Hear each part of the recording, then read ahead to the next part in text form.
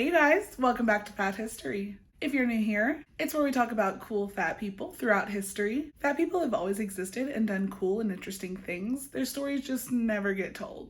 So I'm here to tell those stories. This week is a special holiday episode. We're going to be talking about Santa Claus. I'm going to be honest with y'all. I did not expect to learn very much while researching this. I grew up knowing who Santa was, so I was really surprised by how much I didn't know. I'm so excited to share what I've learned with you guys. So let's get into it. If you live in the US like me, there's a good chance that you at least know who Santa is or have heard his name before. But for anybody who doesn't know, Santa Claus is often depicted as flying from home to home on Christmas Eve to deliver toys to children. He flies in a magic sleigh led by reindeer, Dasher Dancer, Prancer Vixen, Comet Cupid, Donner Blitzen, and of course, the most famous reindeer of all, Rudolph. Santa enters each home through the chimney, which is why empty Christmas stockings are hung by the chimney with care in hopes that St. Nicholas would soon be there. Stockings can be filled with candy canes and other treats and small toys. Santa Claus and his wife, Mrs. Claus, live in the North Pole, where children can write letters to and track Santa's progress around the world. On Christmas Eve, children will often leave cookies and milk out for Santa, and they'll leave carrots for Santa's reindeer. Santa keeps a naughty list and a nice list to know who to bring gifts to on Christmas. Parents will often use this as a way to get their children to behave around Christmas time. These lists are immortalized in the 1934 Christmas song, Santa Claus is Coming to Town. So that's how we know Santa today, but the real person that the story was based on was hundreds of years ago. The legend of Santa Claus can be traced back to a Christian monk named St. Nicholas. It's believed that he was born sometime around 280 AD in a place called Patara in modern-day Turkey. He was a very rich man because his parents died when he was young and left him a lot of money. He was also a very kind man and had a reputation for helping the poor and giving people secret gifts. One of the more notable stories about him, there was a poor man with 3 daughters. The man was so poor that he didn't have enough money for a dowry for his 3 daughters, and so they weren't able to get married. One night, Nicholas secretly dropped a bag of gold down the chimney into the house, and the bag fell into a stocking that was hung in the fireplace to dry. This was repeated again for the second daughter, so the dad was determined to find out who was giving them this money. He hid by the fire every night, waiting for it to happen again. And on the third time of dropping money down into the chimney, the dad finally caught him. Nicholas begged the man to not tell anybody what he had done because he didn't want to bring attention to himself. But eventually the news got out, and so anytime someone received an anonymous gift, they would just assume it was from Nicholas. No one really knows when St. Nicholas died. They do know that it was on December 6th, but there's some debate between the year 343, 345, and 352. He would become the patron saint of children and of sailors. His feast day is celebrated on the anniversary of his death on December 6th. This was traditionally considered a really good day to get married or to make large purchases. By the Renaissance, St. Nicholas was the most popular saint in Europe. Even after the Protestant Reformation, when the veneration of saints became discouraged, he still maintained a positive reputation, especially in Holland. St. Nicholas's introduction into popular culture of America happens towards the end of the 18th century. In December of 1773, again in 1774, a New York newspaper reported that groups of Dutch families had gathered to honor the anniversary of his death. The name Santa Claus evolved from Nick's Dutch name, Sinterklaas, a shortened form of Sint Nicolaas. Probably saying that so bad. Sinterklaas. Hey guys, this is me a couple hours later while I'm editing. So I'm all the way to the very end where I'm like adding in pictures, and I was looking up Sinterklaas, and I kept coming across pictures of people dressed in blackface, and I was like, what's happening here? So apparently missed something while researching. So Santa Claus is normally depicted as having a companion who is either black because they are black or from soot going down chimneys. And when Dutch people celebrate, they literally dress up in blackface. It is painful to look at. I don't like that one bit.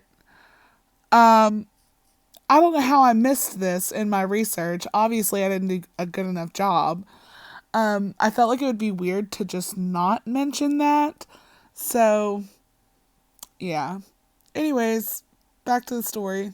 In 1809, Washington Irving helped popularize the Santa Claus stories when he referred to him as the patron saint of New York in his book, A History of New York. In 1822, Clement Clark Moore, an Episcopal minister, wrote a long Christmas poem for his three daughters. This poem would be titled An Account of a Visit from St. Nicholas, or more popularly known as 'Twas the Night Before Christmas. He was initially hesitant to even publish the poem because of the frivolous nature of the subject, but this poem is largely responsible for the modern image that we have of Santa Claus today. Gift giving, mainly centered around children, has been an important part of the Christmas celebration since the holiday's rejuvenation in the early 19th century. Stores began to advertise for Christmas shopping around 1820, and by the 1840s, newspapers were creating separate sections specifically for holiday advertisements, which often featured images of the newly popular Santa Claus. In 1841, thousands of children visited a Philadelphia store to see a life-size Santa Claus model, and it was only a matter of time before stores would begin to attract children and their parents in hopes of seeing a real-life Santa Claus. In the early 1890s, the Salvation Army needed money to pay for the free Christmas meal that they provided to families in need. They began dressing homeless men up like Santa Claus and making them beg for donations on the street. Those familiar Salvation Army Santas are still ringing bells on corners today, only now they do it to fund anti-LGBT organizations. This is your reminder, give your money to someone else this season. Do not donate to the Salvation Army. They are very, very bad. A few other quick mall Santa facts. If you've ever sat on a Santa's knee in a mall, there's a good chance he was a graduate of the Santa University, run by an event company that trains and distributes Santas to more than 287 major malls and department stores across the country. Each of the graduates from Santa University have to pass background checks, go through several rounds of interviews, and have a real beard, as that's part of the magic. Another thing that really helped solidify what we think of as Santa is none other than Coca-Cola. The Coca-Cola company began Christmas advertising in the early 1920s. These shopping-related ads would run in magazines like the Saturday Evening Post. However, this first version of Santa was a little bit more strict looking. In the 1930s, though, artist Fred Misen painted a department store Santa in a crowd drinking a Coke. This painting would go on to be used in advertisements. The next year, in 1931, the Coca-Cola company started putting ads in popular magazines. Archie Lee, the Darcy Advertising Agency executive working with the Coca-Cola company, wanted the campaign to show a wholesome Santa that was both realistic and symbolic. So they commissioned artist Haddon Sundblom.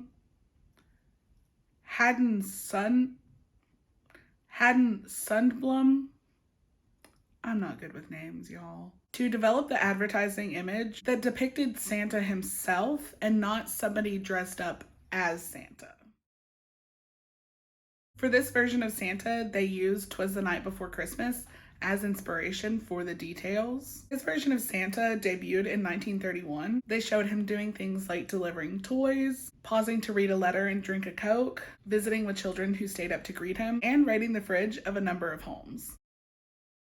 In 1942, Coca-Cola introduced Sprite Boy, who was a companion to Santa Claus. He got his name because he was a sprite or an elf, not after the drink, because that wasn't made for like 20 more years. If you look up pictures of Sprite Boy, you will see he is terrifying.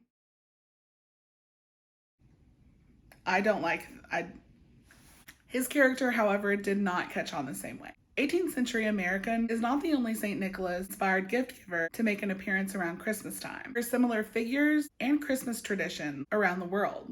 Christkind, or Kris Kringle, was believed to deliver gifts to good Swiss and German children. Père Noël is responsible for filling the shoes of French children. In Italy, there's a woman named La Befana, a kindly witch who rides a broomstick down the chimneys of Italian homes to deliver gifts to good children.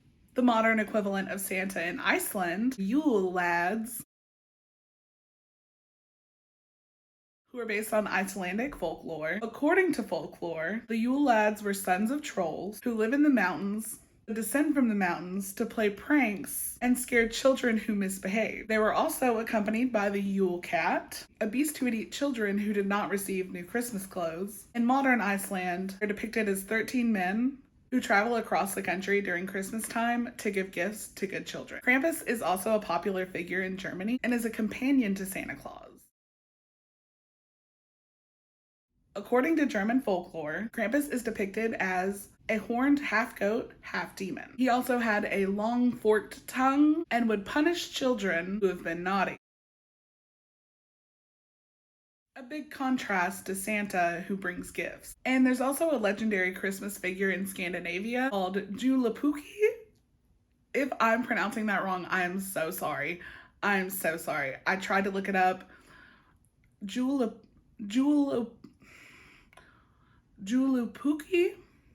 I'll put it on the screen.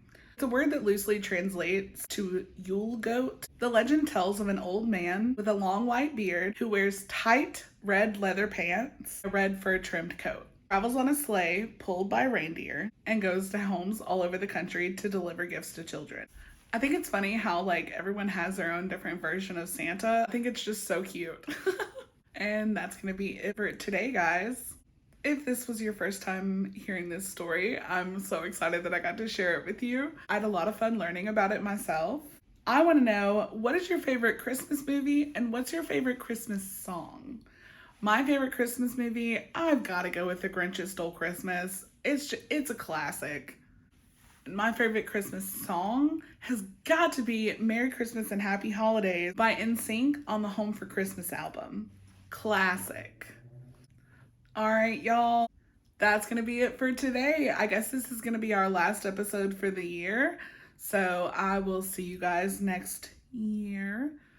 I'm so excited for what the next year brings. I hope everyone has a Merry Christmas and a happy holiday, no matter what you celebrate. And I hope everybody has a safe and happy New Year's.